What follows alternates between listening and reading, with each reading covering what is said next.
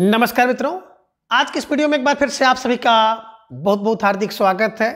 हम आशा करते हैं कि आप सभी स्वस्थ होंगे और आप सबकी तैयारी बहुत अच्छी तरह से चल रही होगी।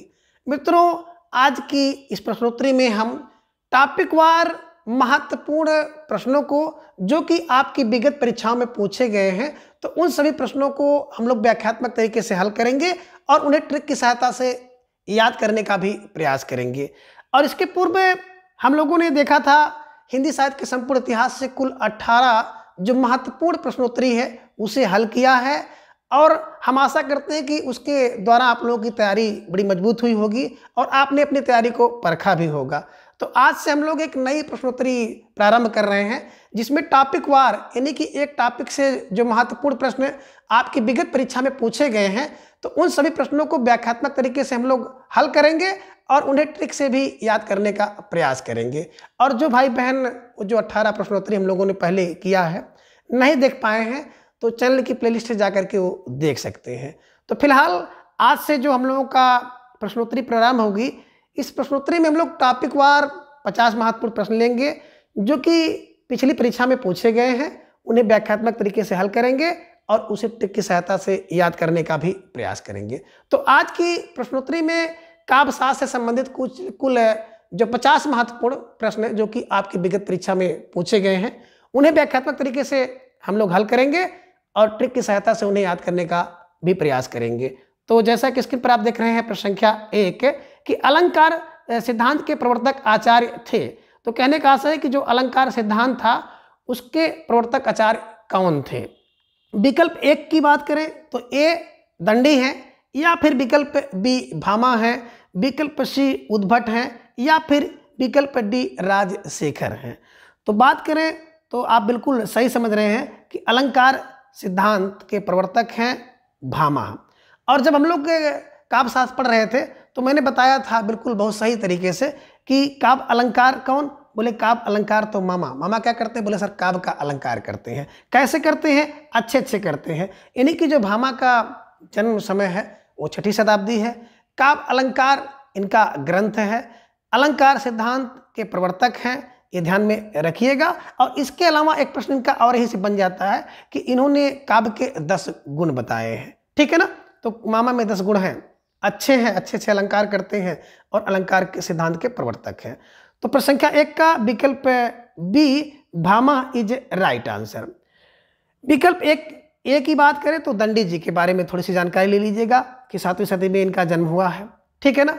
और इनकी ढेर सारे ग्रंथ हैं, लेकिन जो मुख्य ग्रंथ 2 हैं जिनमें काव्यादर्श और 10 कुमार चरितम, जिसे जानना बहुत जरूरी है। विकल्प सी की बात करें तो उद्भट जी है ना, उद्भट है ना, इनका जन्म 8वीं सदी में हुआ था, इसे ध्यान में रखिएगा। और इनका जो ग्रंथ है वो ग्रंथ है अलंकार सार संग्रह। कैसे याद करोगे भाई, आप दिमाग में रख लीजिएगा, उद्भट से क्या कर, अलंकार का सार संग्रह कर, अलंकार का सार संग्रह कर, है ना। कभी कभी हम लोग कहते हैं कि उठ और जल्दी से क्या कर, अलंकार का सार संग्रह कर। अलंकार सार संग्रह उद्भट द्वारा लिखा गया ग्रंथ है।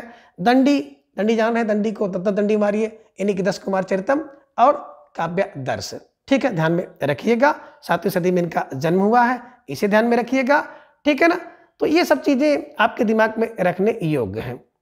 विकल्प डी की बात करें तो राजशेखर जी का बात करें, राजशेखर जी का जन्म 9वीं शताब्दी में हुआ है और काव्य मीमांसा इनके द्वारा लिखा गया इनका ग्रंथ है। तो इस प्रकार से इस प्रश्न के माध्यम से आपने चारों विकल्पों को देखा है जो कि संभावित प्रश्न है आपकी परीक्षा में पूछे जा सकते हैं। फिलहाल यह प्रश्न जो है अलंकार सिद्धांत के प्रवर्तक टीजीटी 2002 में यह प्रश्न पूछा गया है। अगला प्रश्न संख्या 2 है, काव्य के विशिष्ट तत्व के रूप में ध्वनि शब्द का सर्वप्रथम प्रयोग किया। कहने का आशय है कि काव्य के विशिष्ट तत्व के रूप में ध्वनि शब्द का सर्वप्रथम प्रयोग किसने किया। विकल्प ए भामा ने किया, विकल्प बी दांडी ने किया, या फिर विकल्प सी आनंद वर्धन ने, अथवा विकल्प डी कुंतक ने किया है। तो बिल्कुल आप सही समझ रहे हैं कि जो ध्वनि होती है, ध्वनि सुनते ही क्या होता है, आनंद बढ़ता है। तो आनंद बढ़ता है फॉर आनंद वर्धन ने। तो ध्वनि संप्रदाय का सर्वप्रथम प्रयोग किसने किया होगा ध्वनि शब्द का, तो ध्वनि से आनंद बढ़ता है। और कैसी ध्वनि बताए सर, नई नवी यानी कि 9वीं सदी में आनंद वर्धन जी का जन्म हुआ था। और ध्वनि सुनने से आनंद बढ़ता है, तो ध्वनि फार आनंद वर्धन ने इस शब्द का प्रयोग किया है, इसे ध्यान में रख लीजिएगा। भामा का भी आपने देखा कि अच्छे अच्छे काव्य अलंकार करते हैं। दंडी को भी आपने देखा कि 7वीं सदी में जन्म हुआ है। काव्यादर्श और 10 कुमार चरितम इनकी रचना है। कुंतक जो कि एक यहाँ पर विकल्प देख रहे हैं, कुंतक की बात करें तो इनका जन्म जो है 10वीं शताब्दी में हुआ है और इनके द्वारा लिखा गया जो ग्रंथ है वक्रोक्त जीवितम। अब किसी के ऊपर 10 कुंतल बोझ लाद दोगे भैया, वजन लाद दोगे तो बेचारा क्या हो जाएगा, वक्र हो जाएगा। वक्र माने टेढ़ा हो जाएगा। तो इस ट्रिक की सहायता से आप इन्हें याद करने का प्रयास करिएगा। तो प्रश्न संख्या 2 का जो विकल्प सी Anand Vardhan is right answer. ठीक है। प्रश्न संख्या 3 है कि ध्वन्यालोक किस तत्व से संबंधित ग्रंथ है। कहने का आशय है कि जो ध्वन्यालोक ग्रंथ है उसमें कौन सा तत्व है। विकल्प ए अलंकार है, विकल्प बी रस है, विकल्प 3 नाट्य है, या फिर विकल्प डी ध्वनि है। तो बिल्कुल सही आपने समझा कि विकल्प डी ध्वनि इज राइट आंसर। ठीक है ना। तो ध्वन्यालोक धुन से संबंधित है और धुन सुनने से क्या होता है, आनंद बढ़ता है, यानी कि आनंद वर्धन जी की रचना है, आनंद जी का, है ना। ध्यान में रख लीजिएगा, तत्व है ध्वनि, ध्वन्यालोक, है ना। ध्वन्यालोक इनका रचना है, ग्रंथ है, और ध्वनि उसका तत्व है। ठीक है ना। ये सब चीजें दिमाग में आप रखे रहिएगा। ठीक है। चलिए, रस का है ना, रस का तो बिल्कुल आपने देखा है कि बिल्कुल नाट्य शास्त्र है जो कि भरत मुनि द्वारा है, और भरत मुनि जी का जन्म 2री सदी में हुआ है, इसे भी ध्यान में आप रख लीजिएगा। ठीक है ना। चलिए, प्रश्न संख्या 4 है कि निम्नलिखित में से कौन सा युग्म सही नहीं है। कहने का आशय है कि इनमें से कोई एक युग्म ऐसा है जो कि सही नहीं है। विकल्प ए भट्टलोलट उत्पत्तिवाद, विकल्प बी शंकुक अनुमतिवाद, विकल्प सी आचार्य मम्मट भुक्तिवाद, और विकल्प डी है अभिनव गुप्त अभिव्यक्तिवाद। तो देखें, बात करें तो ये 3 जो आपने देखा कि ये सही है, बी सही है, डी सही है, लेकिन विकल्प जो सी है ये बिल्कुल रॉन्ग है। ठीक है ना। मम्मट का काव्य प्रकाश है, ये ध्यान में रखिएगा। ठीक है ना। भुक्ति कौन कर सकता है, बोले नायक कर सकता है। इन्हीं की जो भुक्तिवाद के सिद्धांत का अगर देखा जाए तो प्रवर्तक है भट्ट नायक। भुक्ति कौन करेगा, नायक करेगा। तो यहाँ पर कौन सही नहीं है, विकल्प सी इज राइट आंसर, कि भुक्तिवाद के जो भट्ट नायक है। अब देखिए, इन्हें कैसे आप दिमाग में रखेंगे कि हमेशा के लिए याद हो जाए और बिल्कुल कारगर तरीके से याद हो जाए। तो देखिए, जब हमारे आपके समाज में देखते होंगे, जब किसी बच्चा उत्पन्न होता है, पैदा होता है, तो उसको खिलाने के लिए लोग कहते हैं लुल लुल, कहते हैं लुल लुल करते हैं ना, लुल लुल करते हैं। बस दिमाग में ऐसे बैठा लीजिएगा, उत्पत्ति के समय लुल लुल करते हैं, लुल फार लुल्लट है। अब शंकुक और अनुमति, जब किसी चीज़ की शंका होती है तो आप अनुमान लगाते हैं, विकल्प ए सही है कि बी सही है या डी सही है। तो शंका में अनुमान, शंकु अनुमति, अनुमति अनुमान से हो गया। ठीक है ना। नायक भुक्ति करता है, भोग करता है। भाई देखिए, जो नायक होगा, जो सूरवीर होगा, जो परिश्रम करेगा, वही तो भोग करेगा, उसी का चयन होगा, वही भोग करेगा। तो बस दिमाग में रखिएगा, जो नायक है, नायक भोग करेगा, भुक्ति करेगा। और यहाँ पे देखिए, अभिनव और अभिनव गुप्त का अभिव्यक्ति, तो अभी को मिला दीजिएगा, आसानी से ये बैठ जाएगा और कभी भी यहाँ से कोई गलती नहीं होगी। तो इस प्रकार से इस प्रश्न को आप ध्यान से देखेंगे तो आपका एक प्रश्न बन जाएगा। सभी प्रकार की परीक्षा में ये प्रश्न जो है पूछा जाता है, और फिलहाल ये प्रश्न जो है यूपी टीजीटी 2005 में पूछा भी गया है। प्रश्न संख्या 5वां है कि सुंदर है बिहग सुमन सुंदर, मानो तुम सबसे सुंदरतम में कौन सा काव्य दोष है। कहने का आशय है कि इनमें एक दोष है कि सुमन है, सुंदर है, बिहग सुमन सुंदर, मानो तुम सबसे सुंदरतम। देखिए, यहाँ पे एक शब्द आ गया है, सबसे और सुंदरतम। ठीक है ना। तो विकल्प ए अधिक पद दोष है, विकल्प बी अप्रतित्व दोष है, विकल्प सी दुष्कर्मत्व है, और विकल्प डी क्लिष्टत्व है। तो देखिए, जो बात करें तो इसमें सुंदर बिहग सुमन, तो सबसे और सुंदरतम दोनों शब्द आ गया है। तो या तो कह दीजिए कि सुंदरतम है, या तो फिर आप कहिए कि सबसे है ना। सबसे और सुंदरतम शब्द का प्रयोग यहाँ पर जो किया गया है, कहीं न कहीं यही जो है यहाँ पर दोष है। तो प्रश्न संख्या 5 का विकल्प 1 ये अधिक पदत्व दोष इज राइट आंसर। ठीक है ना। तो इसमें देखेंगे अधिक पद का प्रयोग किया गया है, सबसे और सुंदरतम, है ना। तो इसमें सुंदरतम या सबसे का प्रयोग होना चाहिए था, सबसे सुंदरतम का प्रयोग जो है ये दोष है। इस कारण से प्रश्न संख्या 5 का विकल्प 1 ये अधिक पदत्व इज राइट आंसर। और यह प्रश्न यूपीटीजीटी 2005 में भी पूछा गया है और इसके पूर्व ही एक परीक्षा हुई थी वर्ष 2016 में टीजीटी उत्तर प्रदेश में, तो उसमें भी ये प्रश्न आईजीटी पूछा गया था। ठीक है ना। प्रश्न संख्या 6 है कि नाट्यशास्त्र के प्रणेता हैं। कहने का आशा है कि जो नाट्यशास्त्र है इसका प्रणयन किसने किया है, इसकी रचना किसने किया है। विकल्प ए भट्टलोलट ने, या फिर विकल्प बी भरत मुनि ने, विकल्प सी भट्टनायक ने, या फिर विकल्प डी अभिनव गुप्त ने। तो बिल्कुल जो आप देख रहे हैं नाट्यशास्त्र की बात करें तो विकल्प बी भरत मुनि ने किया है। और भरत मुनि का जन्म 2वीं सदी में हुआ था, नाट्यशास्त्र के प्रणेता हैं और रस के प्रवर्तक हैं। तो ये भी दिमाग में रख लीजिएगा। 10 काव्य गुण और 10 काव्य दोष इन्होंने बताया है, लगे हाथ इसे भी दिमाग में आप बैठा लीजिए। भट्टलोलुट का भी आपने देखा उत्पत्तिवाद, नायक का भी आपने देखा भुक्तिवाद, अभिनव गुप्त का अव्यक्तिवाद। तो इसे भी आप ध्यान में रखते हुए चलेंगे तो जितनी बार आप इसको देखेंगे निश्चित रूप से आपकी पकड़ उतनी मजबूत होगी। तो प्रश्न संख्या 6 का नाट्यशास्त्र का प्रणेता विकल्प बी भरत मुनि इज राइट आंसर।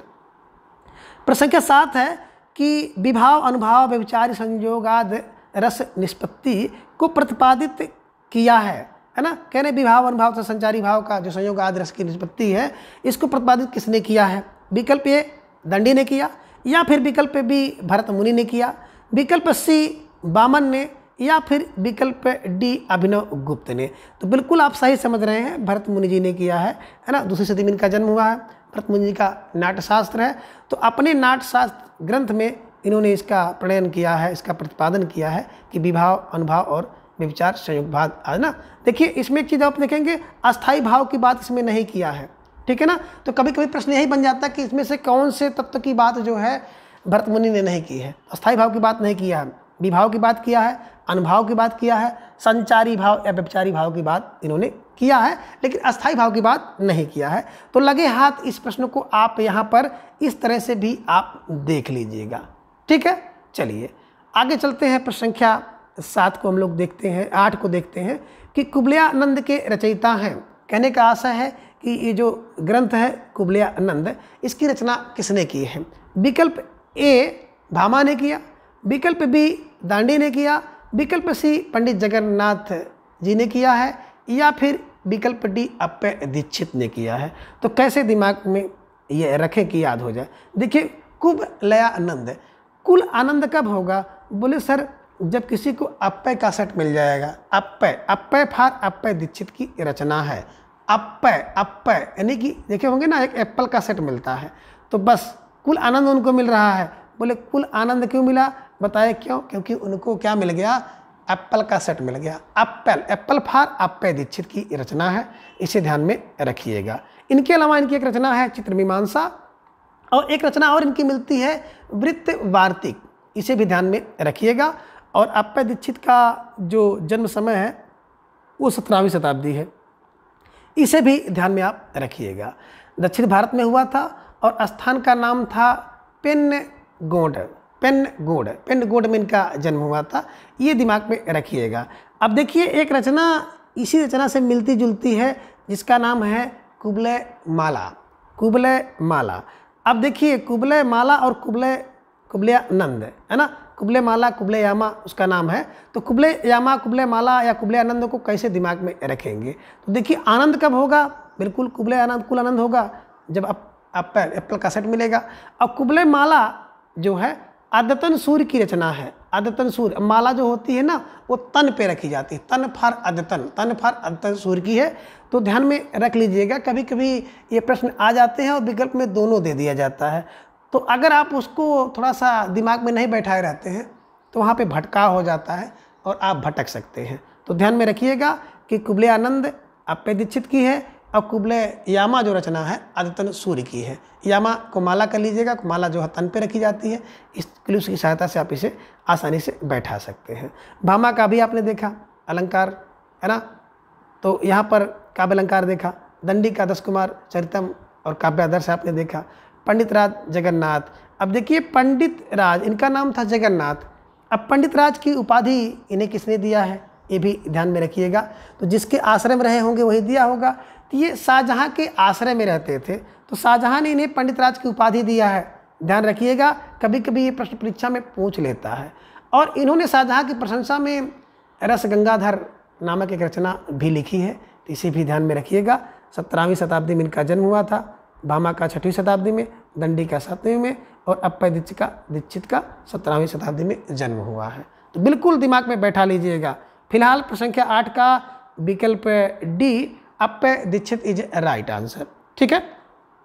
प्रश्न संख्या 9 है कि आचार्य मम्मट ने काव्य गुण माने हैं, यानी कि आचार्य मम्मट के अनुसार काव्य के कितने गुण हैं। विकल्प ए 10, विकल्प बी 3, विकल्प सी 15 या फिर विकल्प डी 8 है। तो देखिए मम्मट माँ में क्या है, 3 माँ है, तो 3 काव्य गुण हैं। दिमाग में रखिएगा कि मम्मट ने कितने बताया, 3 काव्य गुण बताया है। अब मम्मट के अलावा देखिए आचार्य भामा ने, आचार्य आनंदवर्धन ने, हेमचंद्र ने, पंडित जगन्नाथ ने, है ना, काव्य के 3 गुण बताए हैं। भरत मुनि जी की बात करें तो भरत मुनि ने 10 गुण बताया, आचार्य बामन ने 20 गुण बताया है, जिसमें 10 इन्होंने शब्द गुण कहा और 10 अर्थ गुण कहा है। तो ये भी दिमाग में आप थोड़ा सा रख लीजिएगा कि, है ना, ढेर सारे विद्वान तो इस पर सहमत हैं, 3 पे हैं, लेकिन भरत की बात की जाए 10 दिमाग में रख लीजिएगा। ठीक है। तो इस प्रकार से आचार्य मम्मट की बात की जाए तो काव्य के गुण इनके कितने हैं, 3 हैं। तो प्रश्न संख्या 9 का विकल्प बी 3 इज राइट आंसर।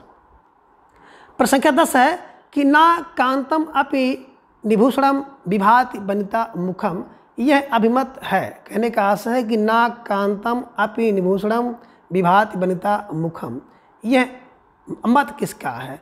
कहने का आशय है कि जिस प्रकार से, है ना, जो कहने का अर्थात है कि अलंकार विहीन कविता उसी प्रकार शोभा नहीं पाती है जिस प्रकार कोई कामनी आभूषण के बिना सुशोभित नहीं होती है, शोभा नहीं पाती है। जैसे कोई स्त्री हो और उसको आभूषण ना हो तो उसकी शोभा नहीं बढ़ती है, उसी प्रकार से कविता में भी अलंकार ना हो तो शोभा नहीं बढ़ती है। ये कौन कह सकता है, ठीक है ना।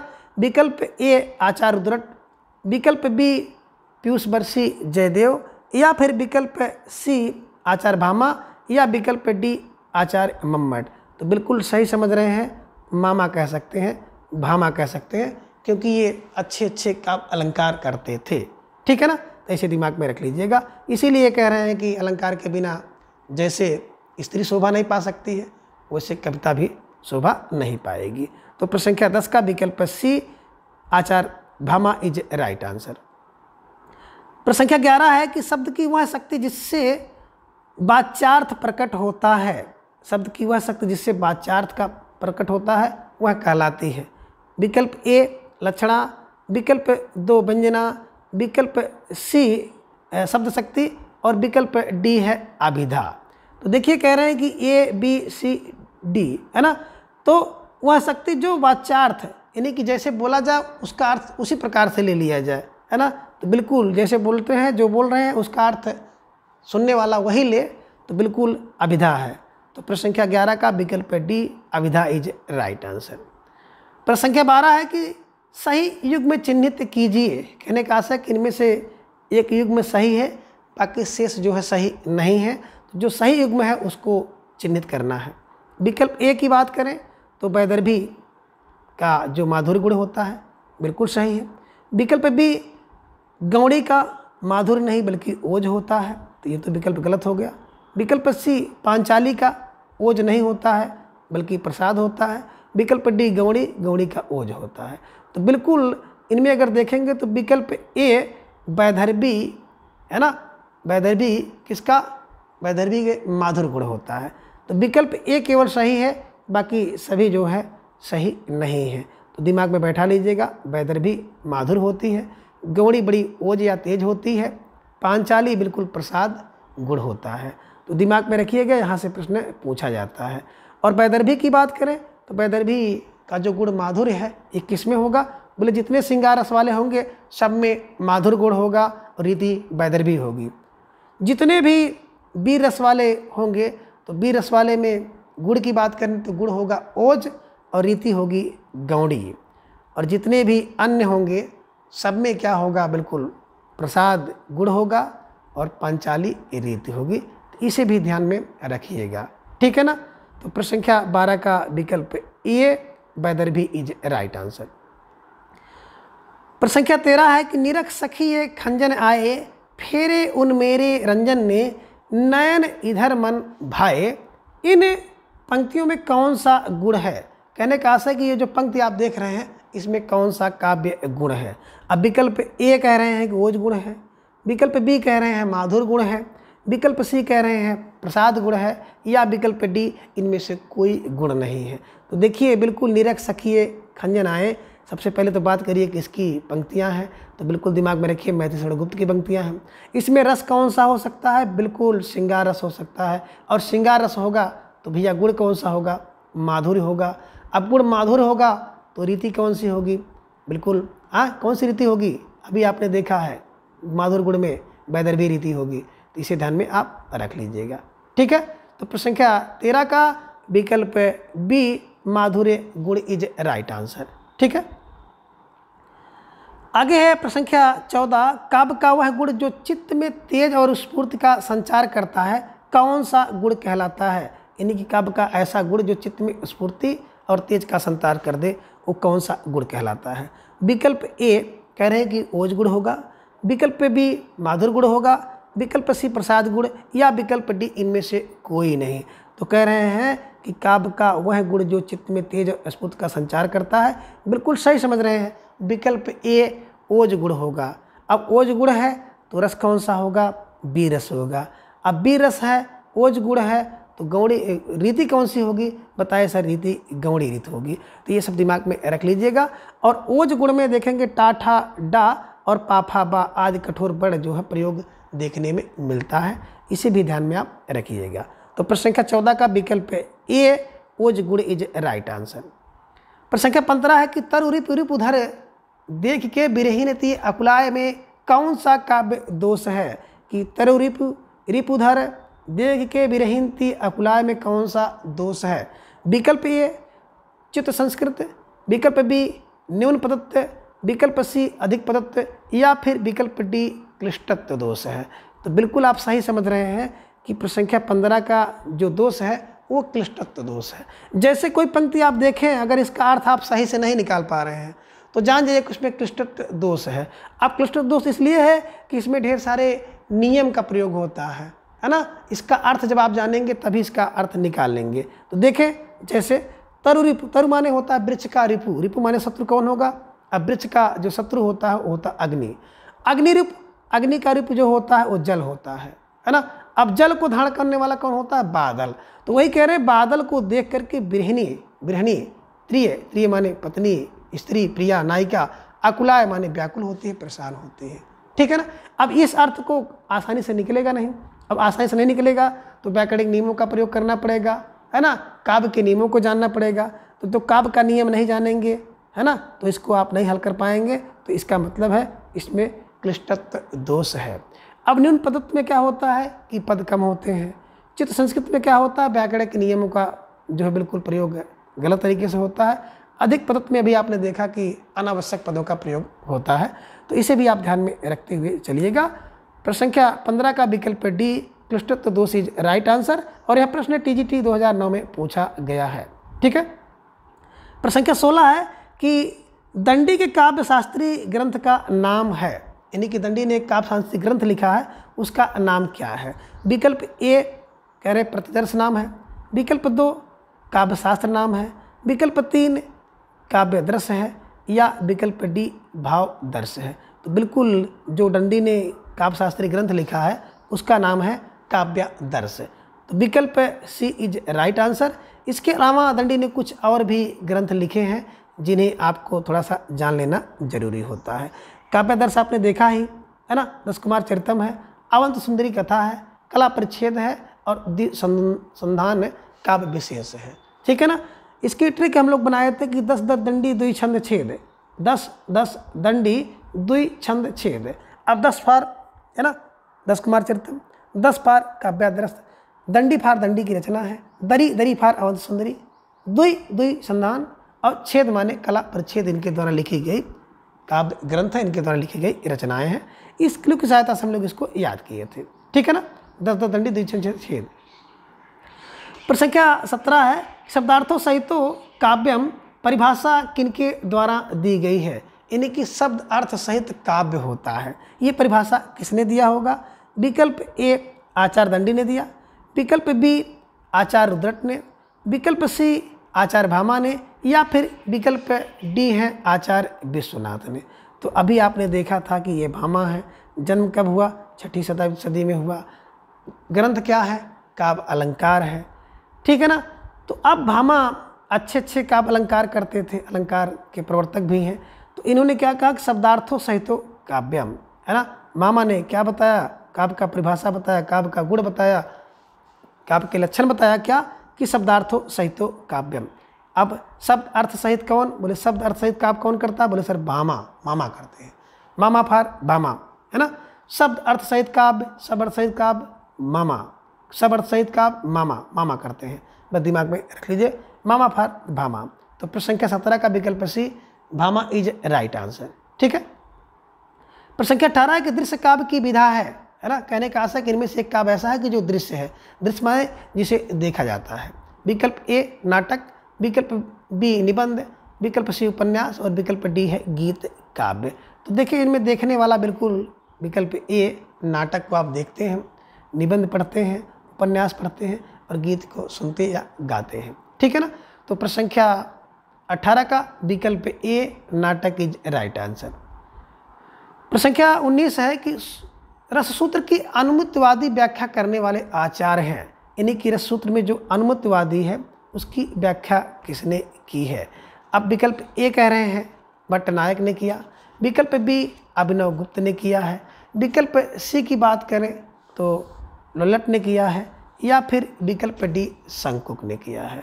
तो देखिए अनुमित की बात हम लोग करते हैं ना, जब कोई चीज़ क्या हो जाता है, आपको शंका होती है तो आप क्या करते हैं?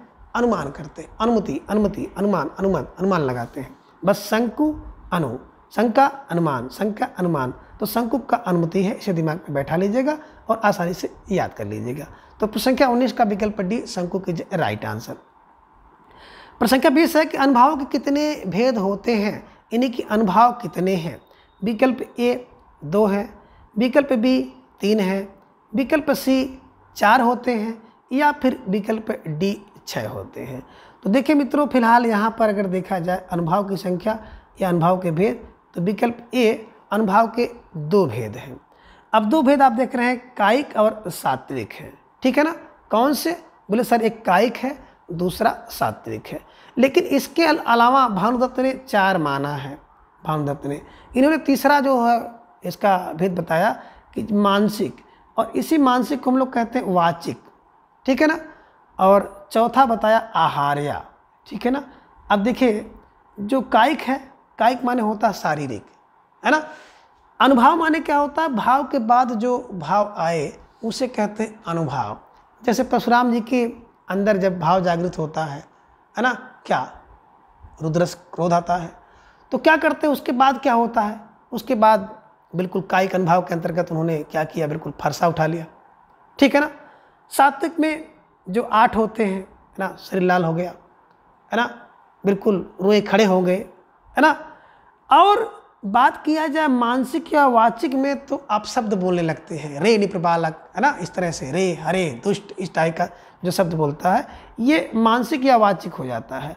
और आहार्य का मतलब होता है वेशभूषा देख करके, किसी व्यक्ति की वेशभूषा देख करके आप अनुमान लगा लेते हैं कि इनके अंदर क्रोध रस है, रौद्र रस है, या फिर इनके अंदर वीर रस है, या करुण रस है, या श्रृंगार रस है। तो आहार्य माने होता है वेशभूषा, इसे ध्यान में रख लीजिएगा। फिलहाल बात यहाँ पे अगर की जाए तो 2 है, लेकिन भानुदत्त के अनुसार उन्होंने 4 जो इसको माना है, दिमाग में रख लीजिएगा। कभी कभी पूछ लेता है कि भानुदत्त के अनुसार कितने हैं, तो उनके अनुसार 4 हैं। अनुभाव की संख्या अगर यहाँ पे देखी जाए तो 2 है। तो प्रश्न संख्या 20 का विकल्प ए 2 इज राइट आंसर, है ना। और ये प्रश्न देखिए TGT 2011 में पूछा गया है, ठीक है। प्रश्न संख्या 21 है कि भरत मुनि ने रससूत्र का विवेचन अपने किस ग्रंथ में किया है? यानी कि भरत मुनि ने रससूत्र का विवेचन किया है तो किस ग्रंथ में किया? विकल्प ए नाट्य दर्पण में, विकल्प 2 नाट्यशास्त्र में, विकल्प 3 हृदय दर्पण में, या फिर विकल्प डी उपयुक्त में से कोई नहीं है। तो देखिए भरत मुनि जी की बात करें तो बिल्कुल आप सही समझ रहे हैं, भरत मुनि होने का नाटक करते हैं तो नाट्यशास्त्र, जन्म 2री सदी में इनका हुआ है और रस के प्रवर्तक आचार्य हैं, 10 काव्य 10 गुण इन्होंने बताए हैं। तो रससूत्र की व्याख्या किसने किया? मुनि ने किया, ठीक है ना। अब एक रचना आप देख रहे हैं विकल्प ए में कि नाट्य दर्पण, ठीक है ना। अब नाट्य दर्पण की बात करें तो नाट्य दर्पण किसका होगा, है ना। नाटक को दर्पण में कौन देखता है? बोले सर पूरा विश्व जो है देखता है। हृदय में दर्पण कौन रखता है? तो रामचंद्र गुणचंद हैं, इसे ध्यान में रख लीजिएगा। तो कभी कभी ये रचनाएं, इनसे संबंधित ही प्रश्न आपकी परीक्षा में पूछा जा सकता है, उसे देखिएगा। हो सकता है कभी जब आगे हम लोग बढ़ें तो ये सब प्रश्न आपको देखने को मिले, ठीक है ना। लेकिन जितनी बार मिलेंगे हम लोग उतनी बार चर्चा करेंगे, क्योंकि अभ्यास करने से व्यक्ति जो है पूर्णता की तरफ पहुंचता है, ठीक है ना। तो प्रश्न संख्या 21 का बिल्कुल आपने सही उत्तर लगाया कि नाट्य शास्त्र इज राइट आंसर। प्रश्न संख्या 22 है कि निम्न में से कौन किसके लिए प्रसिद्ध नहीं है ना। एक ऐसा है कि जो इसमें उसके लिए प्रसिद्ध नहीं है। विकल्प ए उपमा के लिए कालिदास, तो बिल्कुल प्रसिद्ध हैं। विकल्प बी कर्ण के लिए भवभूत, तो बिल्कुल प्रसिद्ध हैं। विकल्प सी अलंकार के लिए भामा, बिल्कुल प्रसिद्ध हैं। विकल्प डी वक्रोक्त के लिए क्षेमेंद्र प्रसिद्ध हैं, ये गलत है, बल्कि वक्रोक्त के लिए कुंतक प्रसिद्ध हैं। अभी हम लोग पढ़े थे ना कि 10 कुंटल यानी कि 10वीं शताब्दी में इनका जन्म हुआ था, और 10 कुंटल बोझ किसी के ऊपर, वजन किसी के ऊपर रख दोगे तो भैया वो वक्र हो जाएगा, टेढ़ा हो जाएगा, अभी हम लोगों ने देखा था। और क्षेमेंद्र जी की बात करें तो क्षेमेंद्र का जन्म हुआ था 11वीं सदी में, है ना। एक एक करके क्या करो, विचार चर्चा कर लीजिए, इसके बाद क्या करिए, है ना, क्षमा कर दीजिए। औचित्य विचार चर्चा इनके द्वारा लिखा गया ग्रंथ है। तो औचित्य विचार चर्चा किसका है? क्षेमेंद्र का है। जन्म कब हुआ? 11वीं शताब्दी में हुआ, ठीक है ना। तो फिलहाल प्रश्न संख्या 22 का जो सही आंसर होगा विकल्प डी वक्रोक्त के लिए क्षेमेंद्र इज राइट आंसर, ठीक है। अब आगे है प्रश्न संख्या 23 है कि भरत मुनि के रससूत्र के व्याख्याता भट्टनायक का सिद्धांत का नाम क्या है, ठीक है ना। यानी कि जो भरत मुनि के रससूत्र के व्याख्याता थे, 4 व्याख्याता, उनमें पूछ रहे भट्टनायक के सिद्धांत का क्या नाम था, ठीक है ना। यानी कि नायक का, भट्टनायक का विकल्प ए अनुमतवाद था, या फिर विकल्प बी उत्पत्तिवाद था, विकल्प सी भुक्तिवाद था, या विकल्प डी अव्यक्तिवाद था। तो बिल्कुल जो नायक होता है ना वो भुक्ति करता है या भोग करता है, तो नायक का भुक्तिवाद यानी कि प्रश्न संख्या 23 का विकल्प सी इज राइट आंसर, ठीक है। अब यहाँ पर देखिए जितने भी सिद्धांत हैं और उनके जो व्याख्याकार हैं उसे यहाँ पर दिया गया है। भुक्ति का नायक भोग करता है, अनुमत शंका में अनुमन होता है, अनुमत होती है, उत्पत्ति के समय लुल्लुल करते हैं तो बट लुल्लुट है, अव्यक्ति अभिनव अभी अभी, इसे ध्यान में रखिएगा। सॉरी, कभी कभी इनके दार्शनिक मत से भी संबंधित प्रश्न पूछे गए हैं। तो मीन, है ना, सांख्य, न्याय और मीन और शैव इनके दर्शन हैं, इसे ध्यान में आप रख लीजिएगा, ठीक है। प्रश्न संख्या 24 है कि वक्रोक्त सिद्धांत के प्रवर्तक आचार्य कौन है। अब देखिए आ गया वक्रोक्त सिद्धांत के प्रवर्तक आचार्य। विकल्प ए की बात करें तो कुंतक, विकल्प बी विश्वनाथ, विकल्प सी भामा, या फिर विकल्प डी आनंद वर्धन है, ठीक है ना। तो बिल्कुल आप सही समझ रहे हैं कि जो वक्रोक्ति है उसके आचार्य हैं कुंतक। 10वीं शताब्दी में जन्म हुआ था। 10 कुंतल बोझा किसी के ऊपर लाद दोगे भैया वो वक्र हो जाएगा, टेढ़ा हो जाएगा। विश्वनाथ जी की बात करें तो विश्वनाथ का जन्म 14वीं शताब्दी में हुआ और इनका जो ग्रंथ है साहित्य दर्पण है। विश्व साहित्य, है ना, विश्व साहित्य को दर्पण में देखता है, साहित्य को दर्पण में देखता है। आनंद वर्धन की बात करें तो बिल्कुल 9वीं शताब्दी में इनका जन्म हुआ है और क्या कर रहे हैं, बिल्कुल ध्वन्यालोक, है ना, ध्वन्यालोक इनका ग्रंथ है। भामा का 6वीं शताब्दी में जन्म हुआ और काव्य अलंकार, ठीक है, इसे ध्यान में रख लीजिएगा। कभी कभी ये प्रश्न यहाँ से बन जाता है ना, और जितनी बार आप इसको रटे रहेंगे उतना आपका मजबूत रहेगा, ठीक है। प्रश्न संख्या 25 है कि निम्नलिखित संप्रदायों को उनके आचार्यों के साथ सुमेलित कीजिए। आसान सा प्रश्न है, कई बार हम लोग इसका चर्चा कर चुके हैं, तो देखिए मिलाने का काम लोग करेंगे। विकल्प ए औचित्य, विकल्प औचित्य का भरत मुनि दिए हैं, विकल्प बी वक्रोक्ति का आनंदवर्धन दिए हैं। विकल्प सी ध्वनि का भामा दिए हैं। विकल्प डी रस का क्षेमेंद्र और पांचवा कुंतक दिए हैं। तो बिल्कुल आप इसको सही कर ले जाएंगे, इसका कोड भी मिला ले जाएंगे। औचित्य क्या है कि औचित्य तो यही है कि क्षमा कर दीजिए क्षेमेंद्र, एक एक करके विचार करिए, चर्चा करिए, इसके बाद क्षमा कर दीजिए। औचित्य विचार चर्चा, ठीक है ना, ये दिमाग में रखिएगा। एक एक करके, मैंने 11 में इनका जन्म हुआ है, एक एक माने ये, ठीक है। वक्रोक्ति, वक्र कौन होगा, बोले अगर किसी के ऊपर 10 कुंटल वजन लाद दोगे तो वक्र हो जाएगा, ध्यान में रखिएगा। रस किसकी होती है भैया, रस ध्वनि जो है आनंद देती है, नई नई ध्वनि होती है आनंद देती है। रस भर दो, भरते हैं दूसरी शताब्दी में भरत मुनि का हुआ, ध्यान में रख लीजिएगा। और इस प्रकार से आप इसको हल करने का प्रयास करिएगा, निश्चित रूप से हल हो जाएगा। और यहाँ पर अगर देखा जाए तो विकल्प डी इज राइट आंसर। तो प्रश्न संख्या 25 का विकल्प डी इज राइट आंसर, ठीक है। इसको याद करने का प्रयास करिएगा, ठीक है। और हल करना तो अलग बात है, लेकिन अगर आपके दिमाग में बैठ जाएगा हमेशा के लिए तो निश्चित रूप से प्रश्न किसी भी तरह से तोड़ मरोड़ कराया जाएगा और प्रश्न आपका सही बनेगा।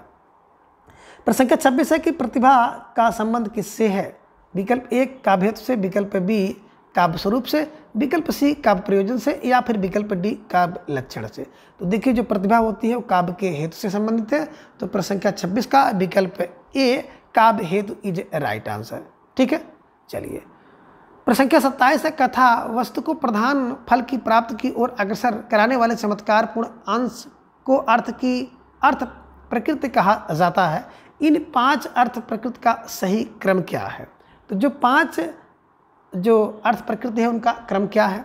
विकल्प ए बता रहे हैं कि बिंदु, पताका, प्रक्रिया, बीज और कार्य।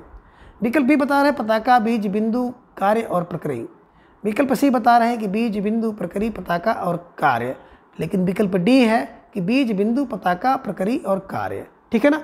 तो राइट आंसर जो आपको दिखाई दे रहा है वो विकल्प डी है। कैसे दिमाग में इसको बैठाया जाए कि आसानी से आपके दिमाग में बैठ जाए और हमेशा के लिए याद हो जाए। तो देखिए आपको एक ट्रिक बनाना पड़ेगा कि बीज बिंदु की पताका है, बीज क्या है, बिंदु की पताका है और उसके प्रकार का कार्य है। तो बीज बिंदु की पताका के प्रकार पर कार्य करती है, बीज बिंदु की पताका के प्रकार पर कार्य करती है, बीज बिंदु पताका प्रक्रिया पर, है ना। इसे दिमाग में बैठाने का प्रयास करिएगा। तो निश्चित रूप से 4-6 बार अगर आप इसको बैठाएंगे तो बैठ जाएगा। और अगर यहाँ से समझ कोई प्रश्न अगर पूछा गया तो निश्चित रूप से आप सही कर पाएंगे। ये प्रश्न वर्ष 2016 NTA नेट में पूछा गया था, तो इसे भी ध्यान में आप रख लीजिएगा। प्रश्न संख्या 28 है कि इन रचनाओं को सही से रचनाकारों को उनकी रचनाओं के साथ सुमिलित कीजिए। भरत का, है ना, और धनंजय का। तो भरत का साहित्य दर्पण और धनंजय का नाट्य दर्पण, है ना, इसी को मिलाना है। अब भरत जी की बात करें तो बिल्कुल बिना देखे आप मिला सकते हैं। भरत का क्या है, नाट्य शास्त्र है, ध्यान में रखिएगा। धनंजय का 10 रूपक, धन के 10 रूपक होते हैं, ठीक है ना। साहित्य दर्पण किसका है, तो साहित्य का दर्पण विश्वनाथ का है।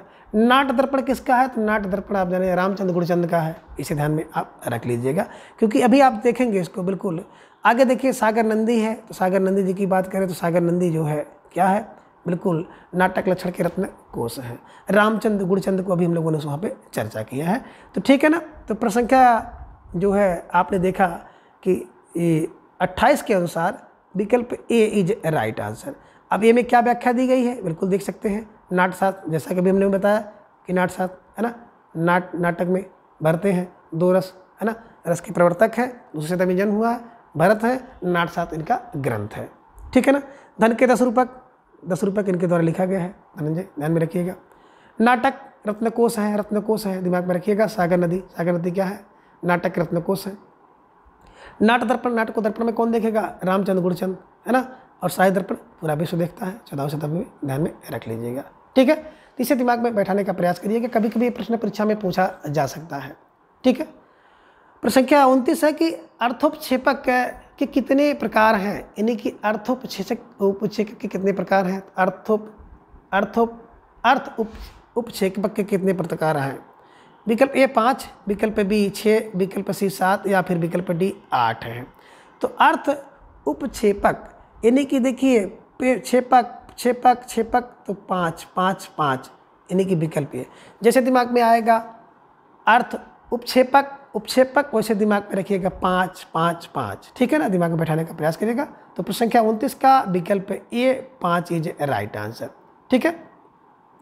प्रश्न संख्या 30 है, भरत मुनि के अनुसार नाट्य वृत्तियाँ का सही क्रम है। विकल्प ए भारती, आरटी, कौशिकी और सात्विकी।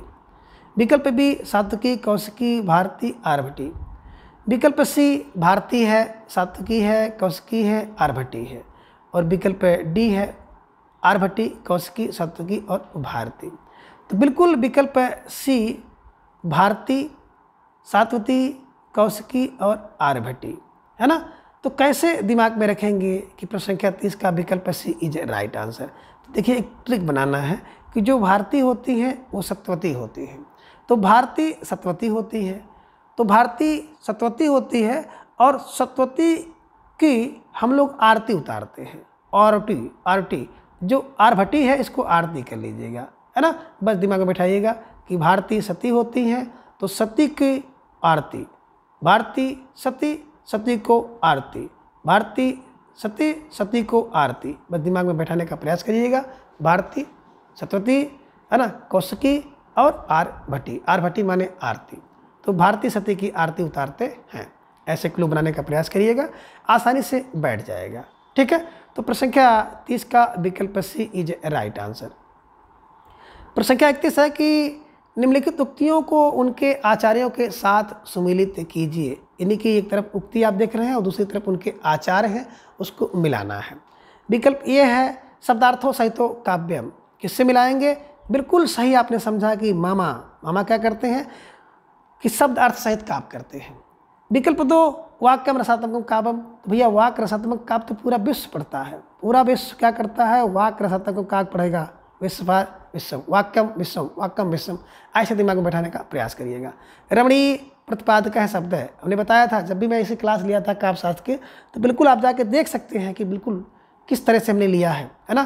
तो रमणीय जगन्नाथ, जगन्नाथ रमणीय क्या है और जगन्नाथ, जगन्नाथ जाओगे बड़ा रमणीय है ना, इसे दिमाग में रखिएगा। और यहाँ पे देखिए तद देश हो गए, तद नहीं, मम नहीं, तद दोष, मम नहीं, तद, मम तद, मम तद, मम कहते हैं मम दोष, मम माने मेरा दोष नहीं है, तद दोष, तद दोष, तद दोष। तो जहाँ पे देखिएगा मम, तहाँ पे लगाइएगा तद दोषो, तद दोषो शब्दार्थो सगुणवान पुनः अलंकृति। तो ये दिमाग में रख लीजिएगा और आसानी से बन जाएगा, ठीक है ना। एक बार दो बार आप बनाने का प्रयास करिएगा, निश्चित रूप से बनेगा, क्योंकि मतलब बिल्कुल इस क्लू की सहायता से आप बैठाइएगा कि भरत है शब्दार्थ सहित कौन, मामा है, वाक्य वाक्य रसात का पूरा विश्व है, विश्वनाथ का है, रमणी जगन्नाथ है, तद नहीं मम, मम नहीं तद, ये ध्यान में रख लीजिएगा, ठीक है। और आसानी से याद हो जाएगा, ठीक है। चलिए तो प्रश्न संख्या इसका देखा जाए अगर 31 का सही विकल्प तो विकल्प ए इज राइट आंसर, ठीक है। चलिए आगे है प्रश्न संख्या, देखिए यहाँ पे एक चीज़ और देख लीजिए, उसकी व्याख्या भी दिए हैं, शब्दार्थ सहित भामा है, वाक्य रसात्मक का विश्व में है, रमणी जगन्नाथ है, तद नहीं मम, मम नहीं तद, मम नहीं तद, और शब्दार्थों सहित तो वक्र, वक्र वक्र जैसे होगा तो व्यक्ति कुंतल भर रखेगा तब तो वक्र होगा, टेढ़ा होगा। तो जैसे वक्र आ जाए तो कुंतक को आप दिमाग में बैठाने का प्रयास करिएगा, कुंतक उसके होंगे, ठीक। चलिए अब आगे है प्रश्न संख्या 32, लिखन बैठी जाकी सभी गति गही गर्भ गुरूर, भय न केते जगत के चतुर चितीरे कूर। तो कह रहे हैं इस दोहे में जो सभी शब्द का अर्थ है, अब सभी शब्द का क्या अर्थ है? विकल्प ए चित्र नायिका के समान, विकल्प बी काल्पनिक चित्र, विकल्प सी आदर्श चित्र और विकल्प डी है मनो अनुकूल चित्र। तो देखिए अगर बात करेंगे तो जो चित्रकार है वो ऐसा चित्र बना रहा है कि जैसे नायिका का खुद रूप हो, यानी कि नायिका के समान चित्र बना रहा है। तो प्रश्न संख्या 32 का विकल्प ए चित्र नायिका के समान इज राइट आंसर, ठीक है। प्रश्न संख्या 33 है कि काव्य शोभाया कर्तारो धर्म गुणा, यह किस आचार्य की उक्ति है? काव्य सेवाया कर्तारो धर्म गुणा, है ना। तो काव्य सेवाया कर्तारो धर्म गुणा किस कवि की उक्ति है? विकल्प ए मम्मट की है, विकल्प 2 वामन की है, विकल्प सी आनंदवर्धन की है, या फिर विकल्प डी विश्वनाथ की है। तो बिल्कुल इसके दिमाग में बैठाना होगा काव्य का कर्तारा कौन है, काव्य और धर्म का कर्तारा। तो काव्य कर्तारो धर्म है गुणा, तो काव्य और धर्म का कर्तारा कौन है? बोले सर वामन है, वामन माने ब्राह्मण।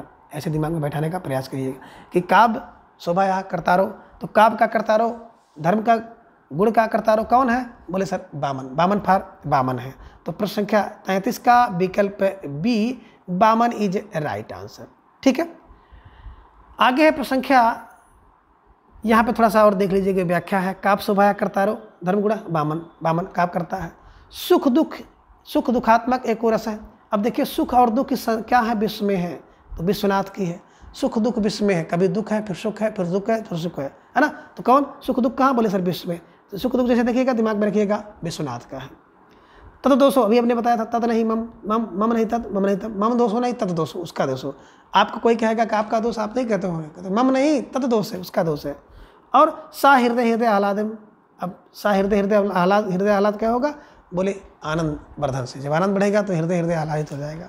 इस तरह से आप दिमाग में बैठाने का काम करिएगा, आसानी से बैठ जाएगा। ठीक है, प्रश्न संख्या 34 है कि निम्नलिखित में से किस आचार्य ने अलंकार को काव्य की आत्मा मानकर रस का महत्व गौण कर दिया, है ना? इनमें से एक ऐसे आचार्य हैं जिन्होंने क्या किया? अलंकार को काव्य की आत्मा जब माना तो रस का महत्व गौण हो गया। विकल्प ए भामा, विकल्प बी वामन, विकल्प सी विश्वनाथ, या फिर विकल्प डी आनंद वर्धन। तो बिल्कुल सही समझ रहे हैं कि मामा ने क्या किया कि अलंकार को काव्य की आत्मा जब माना तो बिल्कुल रस का महत्व गौण हो गया था। तो प्रश्न संख्या 34 का विकल्प ए भामा इज राइट आंसर। ठीक है, प्रश्न संख्या 35 है, जब वक्रोक्ति वक्ता की कंठ ध्वनि पर आश्रित होती है तब उसे क्या कहा जाता है? कहने का अर्थ है कि जब वक्रोक्ति वक्ता के कंठ पर हो जाए तो उसको क्या कहेंगे? वक्रोक्ति माने टेढ़ा कथन, उल्टा कथन, है ना? विकल्प ये कह रहे हैं कि सभंग श्लेष वक्रोक्ति, अभंग श्लेष वक्रोक्ति, विकल्प सी काक वक्रोक्ति, और विकल्प डी है प्रहेलिका। देखिए ये प्रश्न जो है नेट में पूछा गया है 2017 में। तो देखिए वक्र कंठ, का से कंठ, का से काकु वक्रोक्ति, कंठ काकु वक्रोक्ति, काक वक्रोक्ति होती है। ठीक है ना? तो प्रश्न संख्या 35 का विकल्प सी काक वक्रोक्ति इज राइट आंसर। ठीक है, प्रश्न संख्या 36 है कि निम्नलिखित में निम्नलिखित सिद्धांतों को उनके सिद्धांतकारों से सुमेलित कीजिए। कि जितने भी सिद्धांत हैं, एक तरफ आप देख रहे हैं सिद्धांत, दूसरी तरफ सिद्धांतकार हैं, इनको मिलाना है। तो ऐसे प्रश्नों को हम लोग डायरेक्ट मिलाने का प्रयास करते हैं और बाद में उसको हल कर लेते हैं। ठीक है ना? विकल्प ए की बात करें तो वक्रोक्त सिद्धांत, वक्र वक्र कौन? बोले सर कुंतल भर, 10 कुंतल ला दोगे तो वक्र हो जाएगा, वक्रोक्ति का कुंतक है। रीति सिद्धांत, रीति की बात करें तो वामन ने बताया रीति, है ना? 8 सदी में इनका जन्म हुआ है, वामन, रीति वामन की। औचित्य सिद्धांत, बिल्कुल औचित्य विचार करके क्षमा करो, एक एक उसके गुण दोष को देखिए, औचित्य विचार चर्चा करके क्षमा करिए। क्षमन। ध्वनि, ध्वनि सर आनंद को बढ़ाती है, आनंद वर्धन, नहीं ध्वनि, नहीं ध्वनि दिमाग में रखिएगा। और भरत की बात करें तो भरत मुनि होने का नाटक करते हैं, तो नाटसात ग्रंथ है, 2री सदी में इनका जन्म हुआ है और ये रस संप्रदाय के प्रवर्तक हैं। भरत रस भरते हैं, रसभार रस संप्रदाय के प्रवर्तक है। इसे दिमाग में बैठाने का प्रयास करिएगा। फिलहाल इस प्रश्न के अनुसार विकल्प सी इज राइट आंसर, इसे ध्यान में रख लीजिएगा। ठीक है, और देखिए यहाँ पे सिद्धांत और सिद्धांतकार की व्याख्या भी किया है। वक्र कुंतक, कुंतल भर रखोगे वक्र हो जाएगा। रीति वामन की है। क्षमेंद्र औचित विचार करके क्षमा कर दीजिए, है ना? ध्वनि आनंद को बढ़ाती है और रस भरत मुनि, बिल्कुल सेम जो हमने बताया है, बल्कि हमने ट्रिक की सहायता से बताया है, तो उसकी तरह से उसे ट्रिक की सहायता से याद करने का भी आप लोग प्रयास करिएगा। प्रश्न संख्या 37 है, उज्ज्वल नीलमणि ग्रंथ के लेखक कौन है? अब उज्ज्वल नीलमणि ग्रंथ है, इस ग्रंथ को किसने लिखा है? विकल्प ए रूपनारायण गोस्वामी, विकल्प बी बिल्कुल अभिनव गुप्त, विकल्प सी राजशेखर, या फिर विकल्प डी मम्मट है। तो देखिए उज्ज्वल रूप कितना होता है, उज्ज्वल और नील क्या है? बोले सर रूप फार रूपनारायण गोस्वामी जी की ये बिल्कुल ग्रंथ है, इनकी रचना है।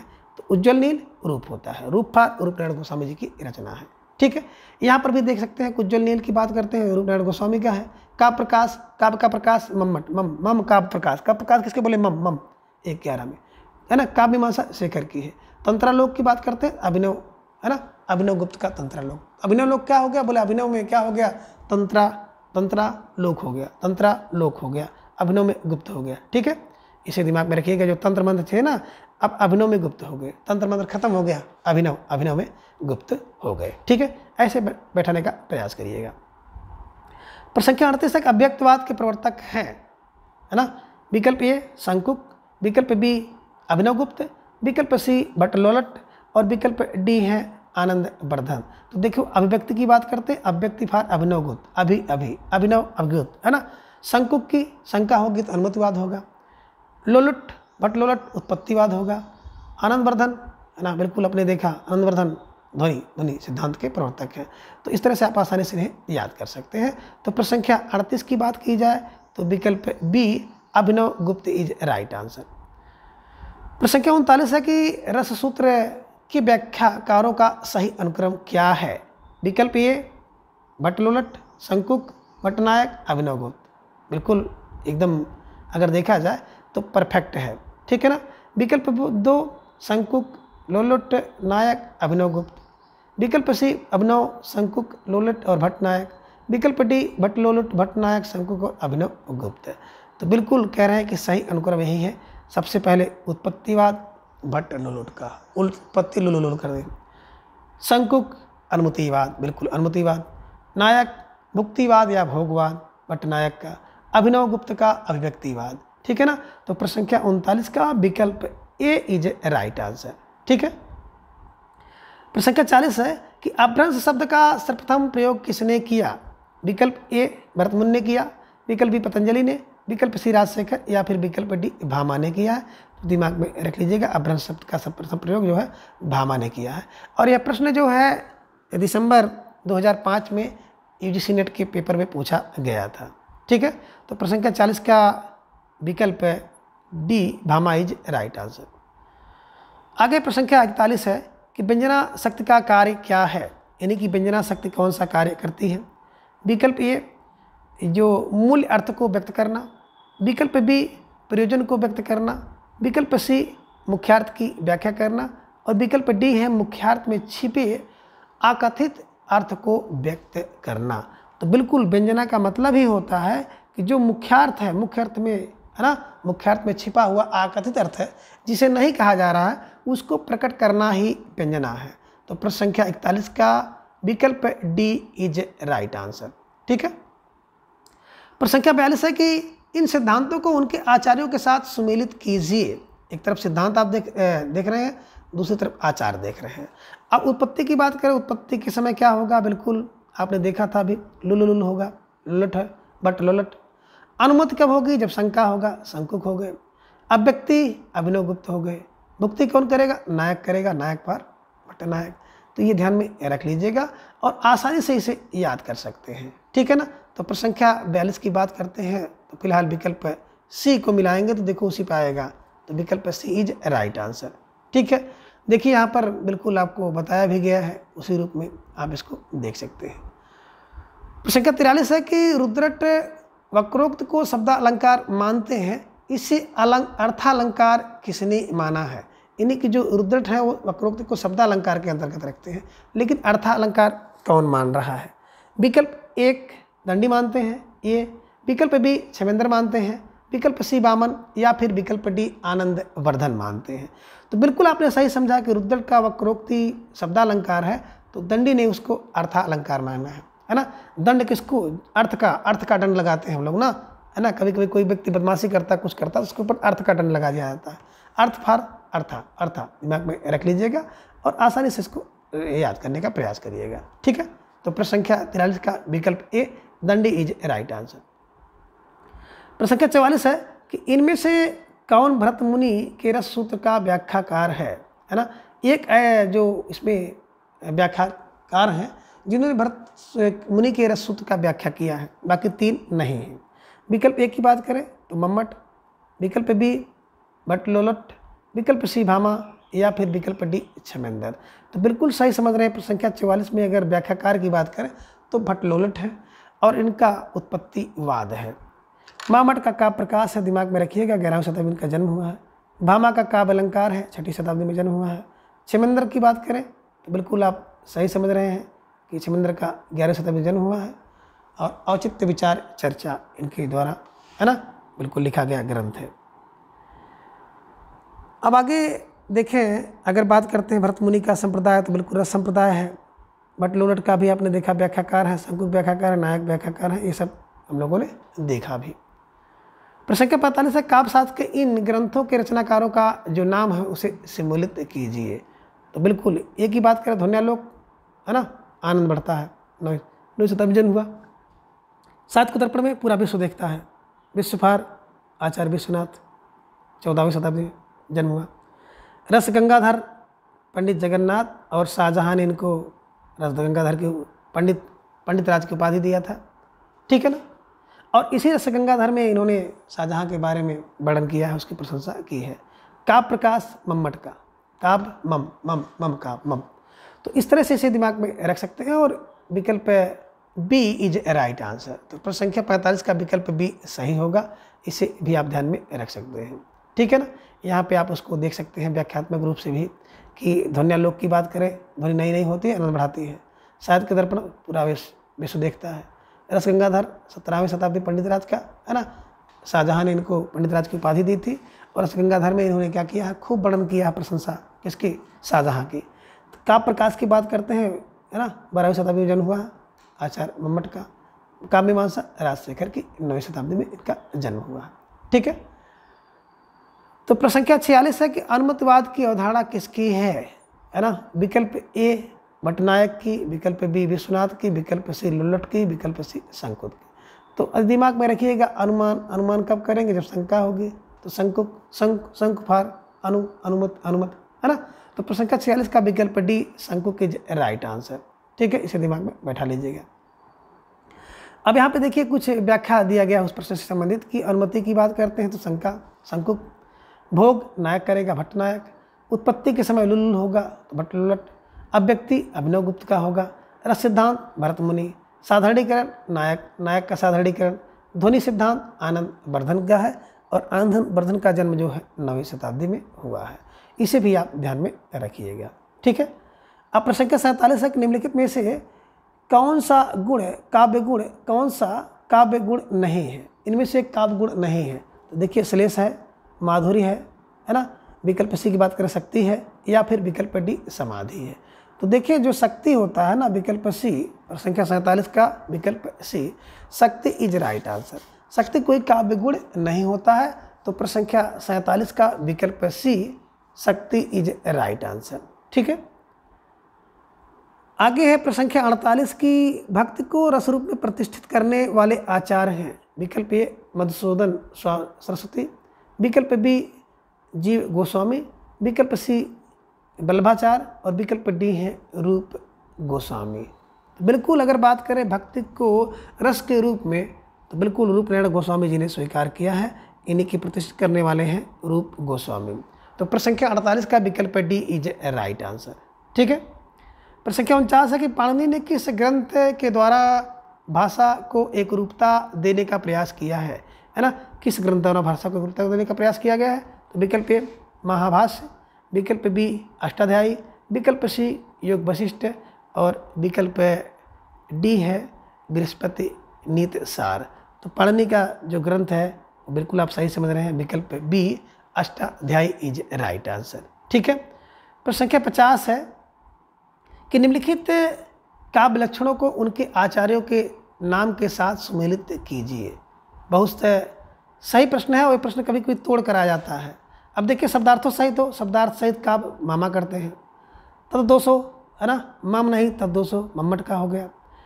वाक्यम रसात्मकम काव्य, वाक्यम विश्वम विश्वनाथ का है, रमणी जगन्नाथ का है। तो रमणी प्रतिपादक शब्द है, जगन्नाथ का है, इससे मिलाएंगे। अब देखिए बात करें ए का 2 मिला है, ए का 2, इसे दिमाग में रखिएगा। तो विकल्प सी इज राइट आंसर, है ना। विकल्प सी देखेंगे तो निश्चित रूप से आपका सही विकल्प होगा, सही उत्तर होगा।